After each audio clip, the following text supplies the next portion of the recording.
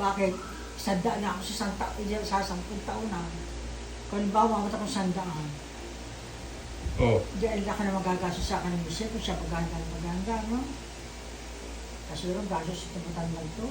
Ba't hindi ka ba nahihiya kapag kay Michelle ka nagpa-birthday? Ano? Hindi ka nahihiya? Nahihiyaw ako. Sabi ko sana sa birthday, pagkanda ako, kaya kakahiya. Saka pag sinabi ko, gagawin yun. Kasi nga, hindi ko alam gagawin yung birthday ko. Masaya ka ba ng birthday mo? Oo, masaya ako. Hindi nga lang ako masaya eh.